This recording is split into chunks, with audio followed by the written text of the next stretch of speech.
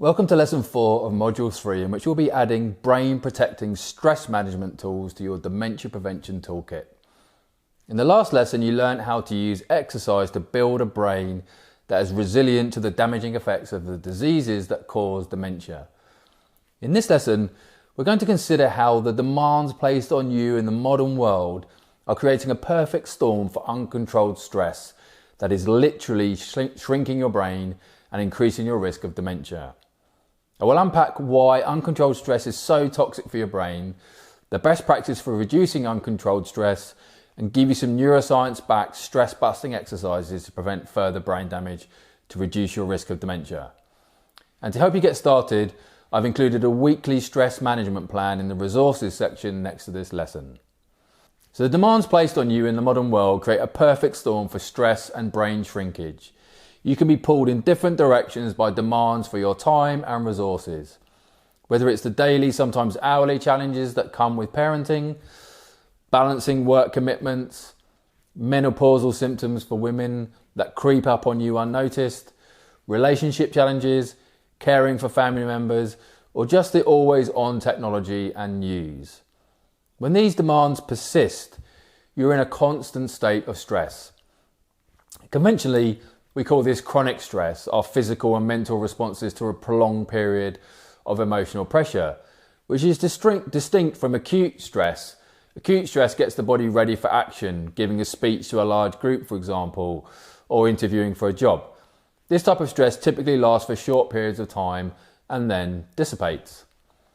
But not all stress is bad. We need a bit of stress in our life to drive us forward. But unrelenting, uncontrolled stress puts our body in autonomic overdrive and subsequently increases a stress hormone called cortisol. Cortisol supplies the body with energy by elevating blood glucose in the midst of stress. So while elevated blood glucose helps us fight immediate threats, they can also cause considerable long-term damage like anxiety and depression, disrupted sleep and depressed immune function, which makes us more vulnerable to infections and even cancer. So when cortisol is elevated for long periods, it shrinks the hippocampus, the brain area responsible for your memory and learning, increasing the risk for Alzheimer's disease. Stress also reduces the volume of grey matter in parts of the prefrontal cortex. That's an area of the brain responsible for self-control.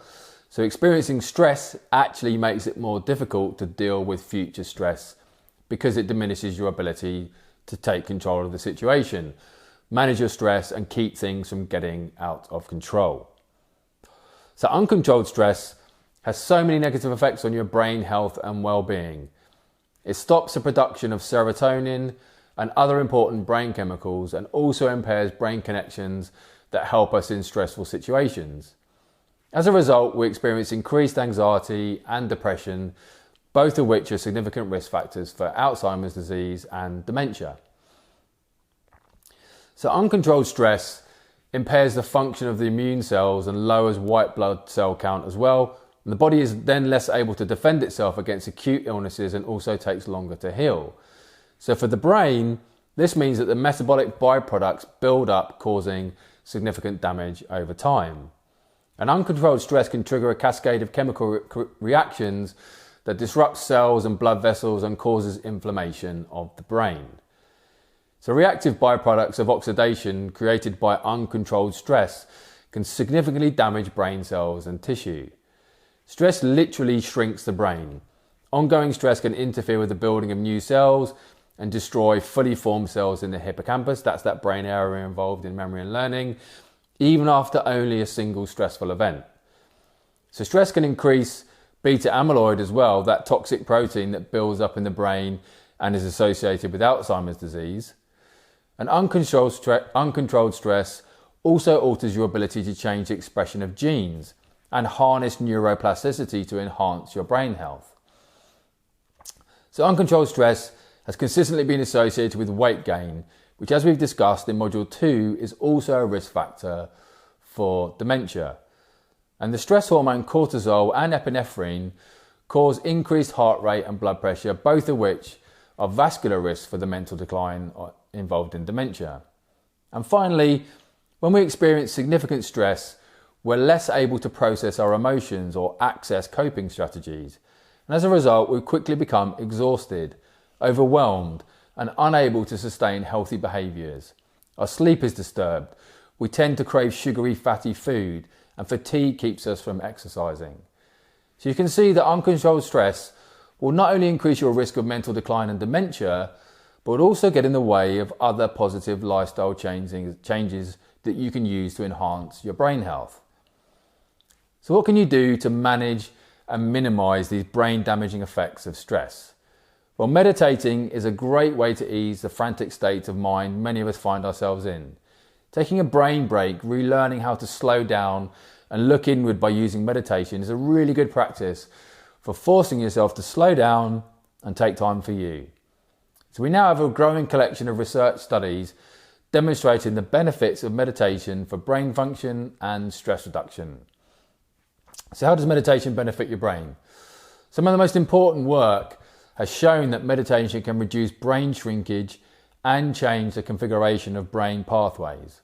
With regular practice, you can cultivate a more resilient brain that contributes a greater sense of well-being, helps to maintain your brain health, alleviates uncontrolled mental stress, and promotes healthy, sustained focus. The practice of cultivating mindfulness through meditation can be achieved in many ways. It's being aware of where you place your conscious attention. Anyone can start a mindful practice or meditation to find a new level of calm. It's all about the discipline of sitting down and going inward. And there are hundreds of types of meditation. I've included a list of the different schools and practices of meditation in the resources section of this lesson to help you decide which suits you best. Because there's no one type of meditation that has really been proven to be superior, and you may respond differently to different styles. So if you're just starting out, I would recommend trying simple breathing exercises like the ones that we're going to do together below. If you're more experienced, you may be drawn to more advanced mindfulness techniques. So I want to give you some neuroscience-backed stress-busting exercises that you can introduce immediately and easily into your life. So first, and really effective for stress, are meditation exercises. To become acquainted with the practice of meditation, try these exercises. So let's start with mindful breathing. Ready? Find a comfortable place where you won't be disturbed. Sit up straight. Consider using a wall to support your back. Close your eyes. Breathe slowly and deeply through your nose. And when you reach this point where you want to exhale, breathe out slowly through your mouth. And once you've gotten into a rhythmic breathing pattern, that's typically after a minute or so, start to focus on the sounds around you. Don't analyse or memorise them, just listen and quietly experience them. And when other thoughts arise in your mind, don't engage them, let them drift out of your mind and return your attention to what you can hear. Try this exercise for 10 minutes each day, and as you get better, start increasing the time. So here are some variations on mindful breathing to try out. So body sensation. This is focus on different bodily sensations like the floor beneath you and the sensation of air entering into your nose and leaving your mouth. So progressive muscle relaxation. Starting at the top of your head and moving downwards, begin to tense all of your muscles, your forehead, your jaw, your neck, shoulders, back, arms, hands, stomach, thighs, calves, and then your feet.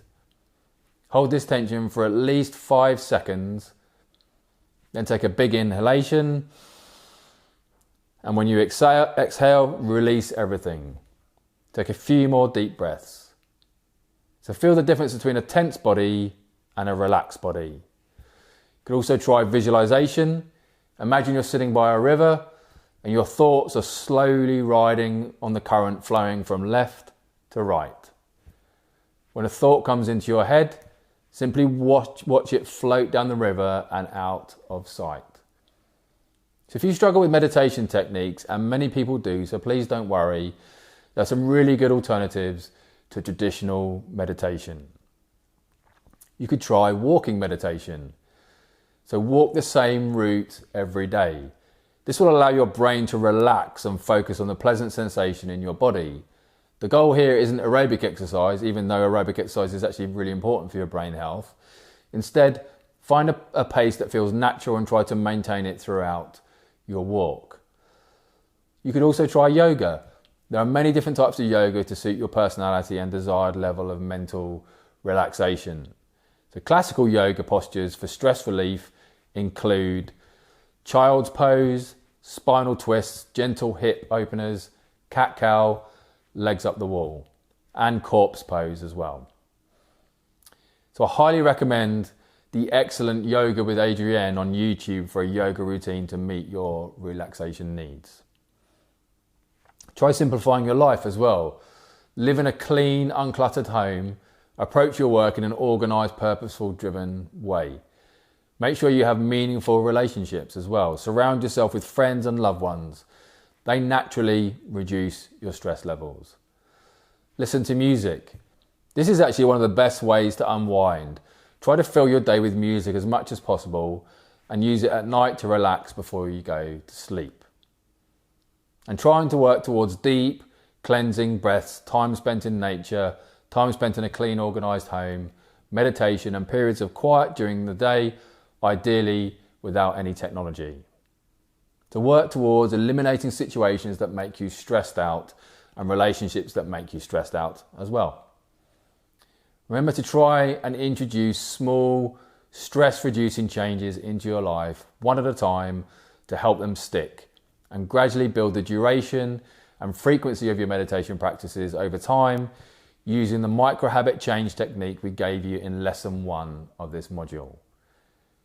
Okay, so the key takeaways from this lesson are that stress management is a critical and often misunderstood aspect of a brain-healthy lifestyle. Uncontrolled stress initiates a hormonal cascade that damages your brain on many levels, including in changing its overall structure, destroying brain cells and shrinking the brain's overall size. When we include meditation in our daily routines, we can dramatically reduce the effects of uncontrolled stress.